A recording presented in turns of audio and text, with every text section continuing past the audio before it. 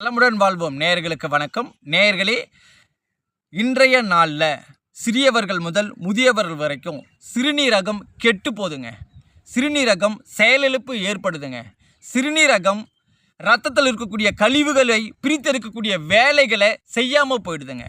இது எல்லாத்துக்குமே என்ன காரணம் அப்படின்னு சொல்லி பார்க்கும்போது, இன்றைய நாட்களில் துரித உணவுகள், அசைவ உணவுகள், எண்ணெயில் பொரிச்ச உணவுகளை இரவு நேரத்தில் ஃபாலோ பண்ணி அது சரியான ஜீரணம் ஆகாமல் அந்த இரத்தத்தில் இருக்கக்கூடிய கழிவுகளை பிரித்தெடுக்கக்கூடிய வேலைகளை நம்முடைய சிறுநீரகம் செய்யாதபடிக்கு அது முற்றிலுமாக செயல்திறனை இழக்குது அப்படிங்கிறத கூட பார்க்குறோம். அப்போது செயல்திறனை இழந்தால் EGFR என்று சொல்லக்கூடிய அளவுக்கு 90 இருக்க வேண்டிய அளவு அப்படியே ஸ்டெப் பை ஸ்டெப்பாக குறைஞ்சி 20, 40, அது மட்டும் இல்லை 10 இந்த ரேஞ்சுக்கு வந்துடுதுங்க.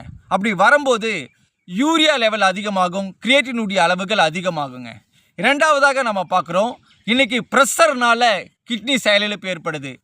நவீன மருத்துவ முறையில் சுகரு மற்றும் உடல் சார்ந்த அநேக பிரச்சனைகளுக்கு நவீன மருத்துவ முறைகளை ஃபாலோ பண்ணுறதுனாலையும் கிட்னி செயலிழப்பு ஏற்படுதுங்க.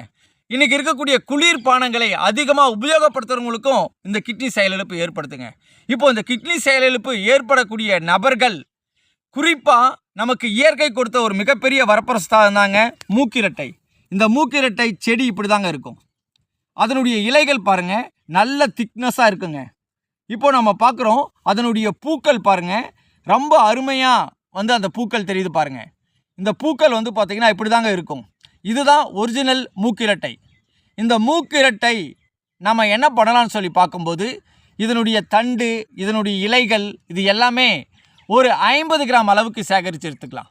அதை எடுத்து ஒரு மண் சட்டியில் போட்டு ஓமம் 1/4 ஸ்பூன் போடுங்க, சீரகம் 1 ஸ்பூன் போடுங்க, கருஞ்சீரகம் 1 ஸ்பூன் போடுங்க.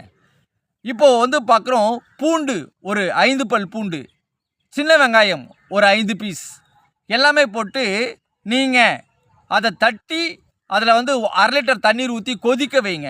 கொதிக்க வச்சு அதை ஒரு 300 ml ஆக்கி காலை, மதியம், மாலை 3 நேரமும் உணவுக்கு அரை மணி நேரத்துக்கு முன்னாடி பயன்படுத்திட்டு வரும்போது நமக்கு யூரினில் அதிகமாக புரோதம் போயிட்டு இருக்கிறது ஸ்டாப் ஆகிடுங்க. அது மட்டும் இல்லை, கிட்னி தன்னுடைய செயல்திறனை அதிகமாக்கி அந்த ஃபில்ட்ரேஷன் லெவல் ஸ்டெப் பை ஸ்டெப்பாக அதிகமாகிறத கூட நம்ம பார்க்க முடியுங்க. இப்போது இதோட கூட நீர்ச்சத்துள்ள சொரக்காய், வெள்ளை பூசணிக்காய், சிகப்பு முள்ளங்கி, வெள்ளை முள்ளங்கி, பீன்ஸு, நூக்கல், சௌச்சௌ, புடலங்காய், பீக்கங்காய், வாழைத்தண்டு, வெள்ளரிக்காய், கோவக்காய், இது எல்லாமே பொட்டாசியம் இருக்கிறதுனால ஒரு இட்லி பாத்திரத்தில் கீழே தண்ணி ஊற்றி மேலே இட்லி தட்டு வச்சு அந்த காய்களை கொட்டி ஆவியில் வேக வைக்கும்போது அந்த பொட்டாசியம் இறங்கிருங்க. அந்த காய்களை நீங்கள் பயன்படுத்திட்டு வரும்போது உங்களுடைய கிட்னியுடைய செயல்திறன் அதிகமாகி உங்கள் கிட்னி புதுப்பிக்கப்படும். நீங்கள் திரும்ப நார்மல் லைஃப்குள்ளே போகலாங்க. இப்படி நார்மல் லைஃபுக்குள்ளே நம்ம வந்த பின்னாடி எந்த சூழ்நிலையிலும் இரவு நேரத்தில் 5:30 6:30 இரவு உணவுகளை ஃபாலோ பண்ணுங்கள். அது குறிப்பாக ஆவியில் வேக வச்ச உணவுகள், சிறுதானியங்கள், இந்த கஞ்சி மாதிரி ஐட்டங்களை எடுத்துக்கிட்டு நைட்டில் முற்றிலுமாக அசைவ உணவுகள், முட்டைகள் உட்பட எதையும் நாம் சாப்பிட்றத தவிர்த்துட்டு வந்தோம் அப்படின்னு சொன்னால் நம்ம சிறுநீரகம் செயலிழப்பிலிருந்து நாம் ரெடியாகிடலாம். சரியா? இதை எடுத்து நிறைய நபர்கள் பயன்பெற்றிருக்காங்க. நீங்கள் மட்டும் பயன்பெறாமல் அநேகர் பயன்பெறும்படியாக இந்த வீடியோக்களை ஷேர் பண்ணுங்கள். நல்லதை பகிர்ந்து நலமுடன் வாழ்வோம்.